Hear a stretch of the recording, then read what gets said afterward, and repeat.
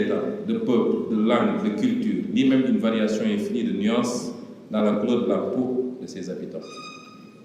Elle est aussi, et peut-être surtout, une position dans le monde, une position façonnée par l'histoire.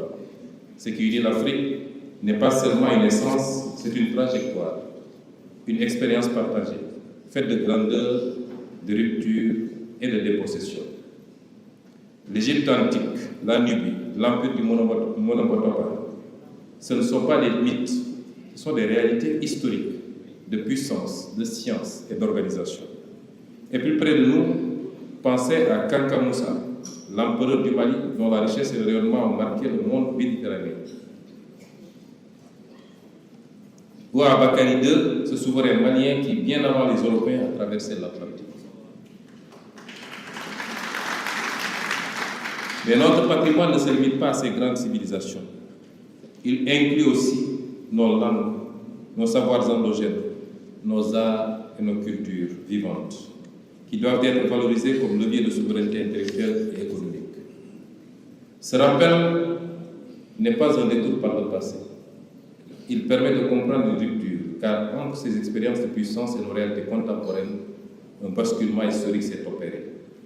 La traite transatlantique a arraché des millions d'hommes et de femmes au continent, désorganisé des sociétés entières et fragilisé des dynamiques économiques et politiques en construction. La colonisation, ensuite, n'a pas seulement imposé une domination politique, elle a restructuré les territoires, orienté les économies vers l'extérieur et inscrit durablement l'Afrique dans une position subordonnée dans le système mondial. C'est cette trajectoire, faite à la fois de puissance et de dépossession, qui éclaire notre situation actuelle. Les pays africains sont aujourd'hui indépendants. Ils ont leur drapeau, leur hymne, leur constitution. Ils siègent dans les organisations internationales, ils signent des accords, ils votent, mais décident-ils toujours? Cette question n'est pas provocatrice, elle est nécessaire.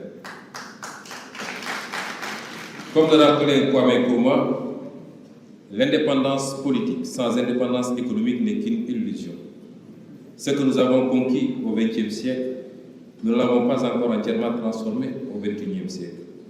Mais de quoi parlons-nous précisément? La souveraineté. En ce qui nous concerne, nous ne défendons pas un particularisme étroit, mais une demande de réelle pluralisation de l'universel. Nous ne récusons pas l'universel, mais nous contestons sa captation par quelques puissances ou quelques centres moraux qui parlent comme si notre propre trajectoire historique était la mesure de toute civilisation.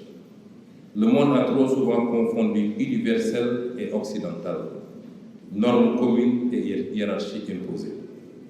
Il y a lieu de distinguer clairement souveraineté et fermeture, en ce que la souveraineté consiste à choisir librement ses normes, ses partenaires et ses priorités, sans sortir du dialogue international.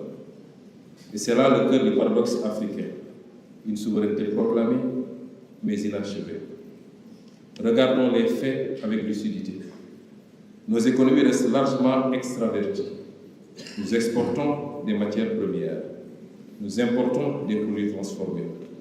Nos monnaies, pour certaines, demeurent liées à des architectures héritées de la colonisation. Nos budgets publics sont contraints par la dette. Nos politiques économiques encadrées par des conditionnalités. Nos marges de manœuvre souvent étroites, pour ne pas dire inexistantes.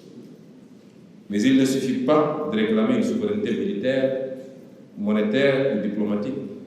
Il faut aussi revendiquer le droit de produire ses propres catégories d'analyse, ses propres priorités intellectuelles,